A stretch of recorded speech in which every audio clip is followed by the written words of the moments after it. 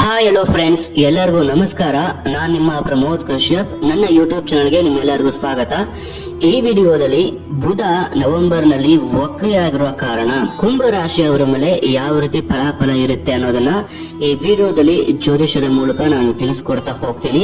ವಿಡಿಯೋನ ಕೊನೆಯ ತನಕ ನೋಡಿ. ನನ್ನ ಚಾನಲ್ಗೆ ಯಾರ್ಯಾರು ಸಬ್ಸ್ಕ್ರೈಬ್ ಮಾಡ್ಕೊಂಡಿಲ್ಲ ಸಬ್ಸ್ಕ್ರೈಬ್ ಮಾಡ್ಕೊಳ್ಳಿ, ಶೇರ್ ಮಾಡಿ, ಲೈಕ್ ಮಾಡಿ ಅಂತ ಹೇಳ್ತಾ ವಿಡಿಯೋನ ನಾನೀಗ ಪ್ರಾರಂಭ ಮಾಡ್ತಾ ಇದ್ದೀನಿ. ಮೊದಲನೇದಾಗಿ ಪ್ರಶ್ನೆಗಳು ಹುಟ್ಕೊಳ್ತಾ ಹೋಗುತ್ತೆ.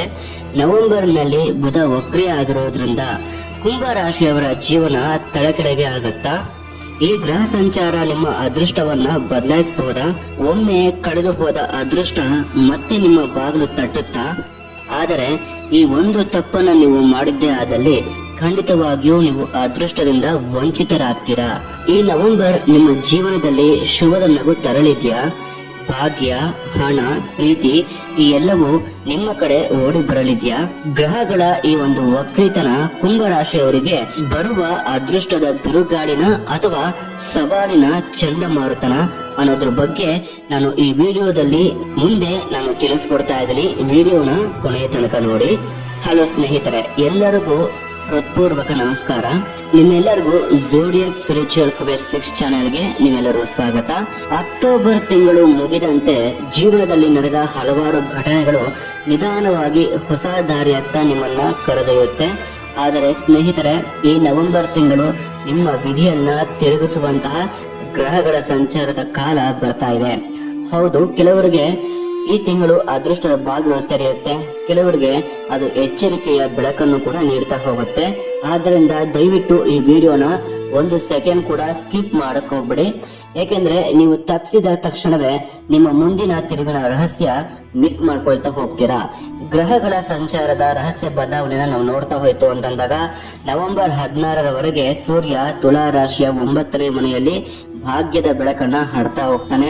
ಆದ್ರೆ ನವೆಂಬರ್ 16ರ ನಂತರ ಸೂರ್ಯ ವೃಶ್ಚಿಕದ 10ನೇ ಮನೆಯಲ್ಲಿ ಪ್ರವೇಶ ಮಾಡಿದಾಗ ನಿಮ್ಮ ವೃತ್ತಿ, ಸ್ಥಾನಮಾನ ಮತ್ತು ಮಾನ ಪ್ರತಿಷ್ಠೆ ಹೊಸ ಅಧ್ಯಾಯ ಶುರುವಾಗ್ತಾ ಹೋಗುತ್ತೆ. ಇವಿಷ್ಟು ವಿಚಾರದಲ್ಲಿ ಹೊಸ ಅಧ್ಯಾಯ, ಹೊಸ ತಿರುವು ನಿಮ್ಮದಾಗತ್ತೆ.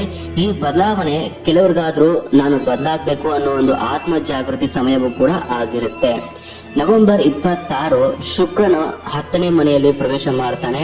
ಇದು ನಿಮ್ಮ ಜೀವನದಲ್ಲಿ ಕಳೆದ 10 ತಿಂಗಳ ಪ್ರಯತ್ನಗಳಿಗೆ ಫಲ ನೀಡುವ ಒಂದು ಶುಭ ಕ್ಷಣ ಅಂತಾನೆ ಹೇಳ್ಬೋದು. ಆದ್ರೆ ಇಲ್ಲಿ ನೀವು ಎಚ್ಚರ ವಹಿಸಬೇಕು. ಏಕೆಂದ್ರೆ ಇದೇ ಸಮಯದಲ್ಲಿ ಮಂಗಳ ಮತ್ತು ಸೂರ್ಯ ಇಬ್ಬರು ಕೂಡ ಅಲ್ಲೇ ಇರ್ತಾರೆ. ಅವರ ಒಂದು ತೀವ್ರ ಚಟುವಟಿಕೆಯಲ್ಲಿ ಇರ್ತಾರೆ. ಒಂದು ತಪ್ಪು ನಿರ್ಧಾರವೂ ಕೂಡ ದೊಡ್ಡ ಗುರಿಗಳಿಗೆ ಕಾರಣ ಆಗ್ಬಹುದು. ನೀವು ಆತರ ಪಟ್ಟು ನಿರ್ಧಾರ ತೆಗೆದುಕೊಳ್ಳೋದು, ಆತರ ಪಟ್ಟು ಕೆಲಸ ಮಾಡೋದು ಮಾರ್ತು ಅಂತಂದಾಗ ಕೆಲಸವನ್ನ ನೀವು ಕಳ್ಕೊಳ್ತೀರಾ. ಮೊದಲನೇದಾಗಿ ವೃತ್ತಿ ಮತ್ತು ವ್ಯವಹಾರ ಅಂತ ಬಂದಾಗ ಈ ತಿಂಗಳು ಕೆಲಸದಲ್ಲಿ ಚುರುಕಿನ ಶಕ್ತಿ ತುಂಬಿಕೊಂಡಿರುತ್ತೆ. ಆದರೆ ಅಷ್ಟೇ ಸಮಯದಲ್ಲಿ ಅಸೂಯೆ, ಕಚೇರಿ, ರಾಜಕೀಯ ಮತ್ತು ಸಹೋದ್ಯೋಗಿಗಳ ಅಸಮಾಧಾನ ನಿಮಗೆ ಕಂಟಕವಾಗಬಹುದು. ಯಾಕಂದ್ರೆ ಇಲ್ಲಿ ಬುಧ ವಕ್ರಿಯಾಗಿ ಕುಜನ ಜೊತೆ ಇರ್ತಕ್ಕಂಥದ್ದು. ಆದ್ರೆ ನಿಮ್ಮ ಒಂದು ದೈವಯೋಗ ಬಲವಾಗಿತ್ತು ಅಂತಂದಾಗ, ಜಾತಕ ಬಲವಾಗಿತ್ತು ಅಂತಂದಾಗ ಇದೇ ವಿರೋಧವೇ ನಿಮ್ಮ ಯಶಸ್ಸಿಗೆ ಮೆಟ್ಟಿಲಾಗುತ್ತೆ. ಮಂಗಳನ ಒಂದು ಕಟುವಾದಂತಹ ಶಕ್ತಿ ಮತ್ತು ಸೂರ್ಯನ ಉಗ್ರ ಶಕ್ತಿ ಇವು ನಿಮ್ಮಲ್ಲಿ ನಾಯಕತ್ವ ಗುಣಗಳನ್ನ ಹುಟ್ಟಿಸ್ತಾ ಹೋಗುತ್ತೆ. ಉದ್ಯೋಗ ಬದಲಾಯಿಸಲು ಯೋಚನೆ ಮಾಡ್ತಾ ಇದ್ರೆ ನವೆಂಬರ್ 2ನೇ ವಾರದಿಂದ 4ನೇ ವಾರದವರೆಗೆ ನಿಮಗೆ ಉತ್ತಮ ಅವಕಾಶ ಬರಬಹುದು. ಆದರೆ ನಾನು ಖಚಿತವಾಗಿ ಗೆಲ್ಲುತ್ತೇನೆ ಎಂಬ ಅಹಂಕಾರ ತೋರಿಸಿದ್ರೆ ಅದೇ ನಿಮ್ಮ ಪತನದ ಕಾರಣವಾಗುತ್ತೆ. ಈ ಒಂದು ಎಚ್ಚರಿಕೆಯನ್ನು ನೀವು ಗಮನದಲ್ಲಿಟ್ಕೋಬೇಕು. ಹಣಕಾಸಿನ ವಿಚಾರ ಅಂತ ಬಂದಾಗ ಈ ತಿಂಗಳು ಹಣದ ಪ್ರವಾಹ ನಿಧಾನವಾಗಿ ಸುಧಾರಣೆ ಕಾಣ್ತಾ ಹೋಗುತ್ತೆ. ಅನಿರೀಕ್ಷಿತ ಖರ್ಚುಗಳು ಹಠಾತ್ ಆಗಿ ತಲೆ ಎತ್ತಬಹುದು. ಅನಿರೀಕ್ಷಿತ ಖರ್ಚುಗಳನ್ನ ಖರ್ಚು ಮಾಡಬೇಕಾದ್ರೆ ಸ್ವಲ್ಪ ಎಚ್ಚರ ವಹಿಸಿ.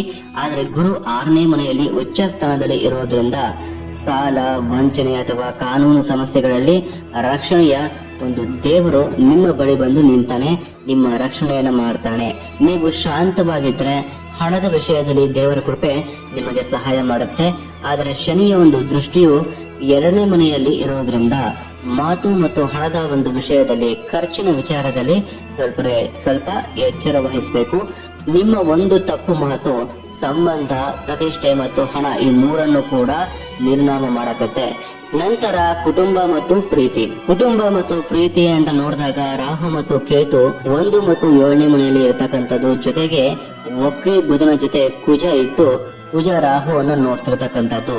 ಸೊ ಪ್ರೇಮ ಸಂಬಂಧಗಳು ಸಸ್ಪೆನ್ಸ್ ನಂತೆ ತಿರುಗಾಟ ಪಡ್ಕೊಳ್ತಾ ಹೋಗುತ್ತೆ. ಒಂದು ಕ್ಷಣದಲ್ಲಿ ಪ್ರೀತಿಯ ಒಂದು ಬಯಕೆ ಹೆಚ್ಚಾಗ್ತಾ ಹೋಗ್ಬೋದು, ಮತ್ತೊಂದು ಕ್ಷಣದಲ್ಲಿ ಅಂತರ ಮತ್ತು ಮೌನ ಡಿಪ್ರೆಷನ್ ಕಾಡ್ತಾ ಹೋಗ್ಬೋದು.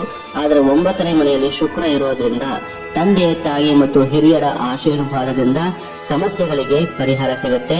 ಕುಟುಂಬದಲ್ಲಿ ಆನಂದದ ಕ್ಷಣಗಳು ಇರಲಿದೆ, ಆದರೆ ಹಳೆಯ ಅಸಮಾಧಾನಗಳು ಮತ್ತೆ ಮೆಲುಕು ಹಾಕದಂತೆ ನೀವು ನೋಡ್ಕೋಬೇಕು. ನಂತರ ಮುಖ್ಯವಾಗಿ ಆರೋಗ್ಯ. ಇವತ್ತು ಆರೋಗ್ಯ ನಮಗೆ ತುಂಬಾ ಮುಖ್ಯ ಆಗಿರುತ್ತೆ. ಆರೋಗ್ಯ ವಿಚಾರದಲ್ಲಿ ನೋಡಿದಾಗ ಗುರುವಿನ ಕೃಪೆಯಿಂದ ದೊಡ್ಡ ಅನಾರೋಗ್ಯದ ಭಯ ಇರೋದಿಲ್ಲ, ಆದರೆ ರಾಹುವಿನ ಆತಂಕ ಶಕ್ತಿ ನಿಮ್ಮ ನಿದ್ರೆ ಮತ್ತು ಮನಃಶಾಂತಿಯನ್ನ ಕಸಿಯುತ್ತೆ. ಆದ್ದರಿಂದ ಪ್ರತಿ ಬೆಳಗ್ಗೆ ಹನುಮಾನ್ ಚಾಲಿಸ ಅಥವಾ ಆದಿತ್ಯ ಹೃದಯ ಸ್ತೋತ್ರವನ್ನ ನೀವು ಪಠನೆ ಮಾಡಬೇಕು. ಹಾಗೆ ಶನಿವಾರದಂದು ಶನಿ ಮಂತ್ರ ಅಥವಾ ಓಂ ಶನೇಶ್ವರಾಯ ನಮಃ ಅಂತ ಹೇಳಿ ನೀವು ಜಪವನ್ನ ಮಾಡ್ತಾ ಹೋಗಿ. ಬಡವರಿಗೆ ಆಹಾರ ಅಥವಾ ಬಟ್ಟೆಯನ್ನ ದಾನ ಮಾಡಿ. ಇವು ನಿಮ್ಮ ಮೇಲೆ ಇರುವ ಶನಿ ದೋಷದ ಪ್ರಭಾವವನ್ನ ಕಡಿಮೆ ಮಾಡ್ತಾ ಹೋಗುತ್ತೆ. ನಂತರ ಮುಖ್ಯವಾಗಿ ವಿದ್ಯಾರ್ಥಿಗಳು ನೋಡಿ, ವಿದ್ಯಾರ್ಥಿಗಳಿಗೆ ನವೆಂಬರ್ ತಿಂಗಳು ಓದಿನಲ್ಲಿ ಒತ್ತಡ ತರುತ್ತೆ, ಆದರೆ ಅದೇ ಒತ್ತಡ ನಿಮ್ಮ ಮುಂದಿನ ಯಶಸ್ಸಿಗೆ ಅಡೆಪಾಯ ಆಗ್ಬೋದು. ಗುರು ಮತ್ತು ಶುಕ್ರ ಇಬ್ಬರು ಕೂಡ ಬೆಂಬಲ ನೀಡೋದ್ರಿಂದ ಕಾಂಪಿಟೇಟಿವ್ ಎಕ್ಸಾಮಿನೇಷನ್ ಅಲ್ಲಿ ನಿಮಗೆ ಸಕ್ಸಸ್ ಇರುತ್ತೆ. ವಿದೇಶ ವಿದ್ಯಾಭ್ಯಾಸ ಅಥವಾ ಶೈಕ್ಷಣಿಕ ಸಾಧನೆಗಳ ಅವಕಾಶ ನಿಮಗೆ ಸಿಗಬಹುದು.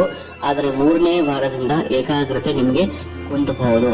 ಧ್ಯಾನ ಪ್ರಾಣಾಯಾಮದಿಂದ ನೀವು ಏಕಾಗ್ರತೆಯನ್ನು ಮತ್ತೆ ಪಡೆದುಕೊಳ್ಬಹುದು.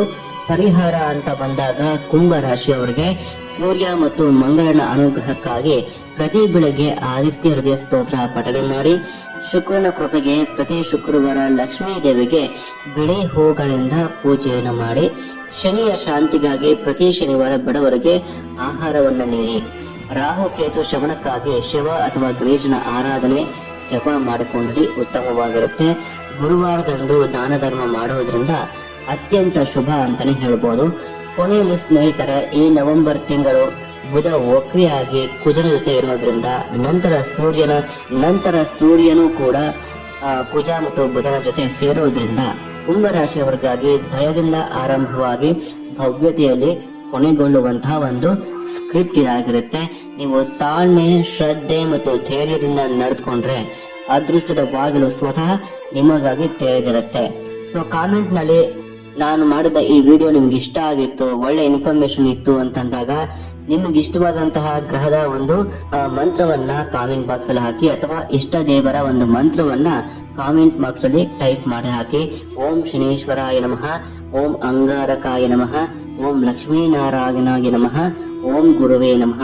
ನಿಮಗೆ ಇವಿಷ್ಟು ಮಂತ್ರದಲ್ಲಿ ಯಾವುದು ಇಷ್ಟ ಆಗುತ್ತೋ ಅದನ್ನ ಕಾಮೆಂಟ್ ಮಾಡಿ. ಇದು ಕೇವಲ ಮಂತ್ರ ಅಲ್ಲ, ಇದು ನಿಮ್ಮ ನವೆಂಬರ್ ಯಶಸ್ಸಿನ ಬಾಗಿಲು ತೆರೆಯುವ ಅದೃಷ್ಟ ಆಗಿರುತ್ತೆ. ಹಾಗಾಗಿ ಕಮೆಂಟ್ ಬಾಕ್ಸ್ ಅಲ್ಲಿ ಈ ಮಂತ್ರಗಳನ್ನ ಬರೆಯೋದ್ರಿಂದ ನಾನು ಹೇಳಿದಂತಹ ಒಂದು ಭವಿಷ್ಯ ನಿಮಗೆ ಅಕ್ಸೆಪ್ಟ್ ಆಗುತ್ತೆ. ಸ್ನೇಹಿತರೆ, ಈ ವಿಡಿಯೋ ಇಷ್ಟ ಆಗಿತ್ತು ಅಂತಂದಾಗ ಒಂದು ಲೈಕ್ ಮಾಡಿ, ಚಾನಲ್ಗೆ ಸಬ್ಸ್ಕ್ರೈಬ್ ಮಾಡಿ. ಮುಂದಿನ ಡಿಸೆಂಬರ್ ಅಲ್ಲಿ ಏನು ಮಾಗೆ ಮತ್ತೊಂದು ರಹಸ್ಯವನ್ನ ನಾನು ವಿಡಿಯೋದಲ್ಲಿ ತಿಳಿಸ್ಕೊಡ್ತಾ ಹೋಗ್ತೀನಿ. ಧನ್ಯವಾದ. ಶುಭವಾಗಲಿ. ಕೃಷ್ಣ ಅರ್ಪಣಮಸ್ತು.